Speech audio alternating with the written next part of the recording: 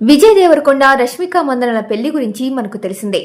ఫిబ్రవరి 26వ తేదీన వీళ్ల పెళ్లి రాజస్థాన్లోని ఉదయ్పూర్లో జరుగుతుంది. అయితే వీళ్ల పెళ్లికి పెద్దగా అతిథులు ఎవరు హాజరవ్వకపోవడం విశేషం. ఇక ఇండస్ట్రీలో ఉన్న సెలబ్రిటీలు, సినిమా హీరోలు, రాజకీయ నాయకులను హైదరాబాద్లో రిసెప్షన్ కి పిలిచినట్లుగా తెలుస్తుంది. ఇక మార్చి 4వ తేదీ ఈ రిసెప్షన్ ఉండబోతుందట.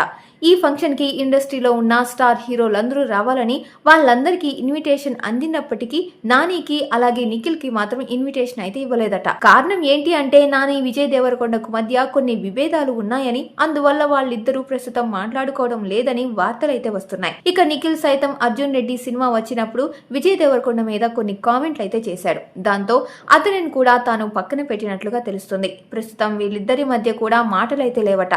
ఇక వీళ్ళిద్దరితో పాటుగా విజయ్ ఇంకెవరికి ఇన్విటేషన్ ఇవ్వలేదనే విషయం మీద క్లారిటీ రావాల్సిన అవసరం అయితే ఉంది. మొత్తానికైతే వీళ్ళిద్దరికి ఇన్విటేషన్ రాలేదన్న న్యూస్ సోషల్ మీడియాలో విపరీతంగా వైరల్ చేస్తున్నారు.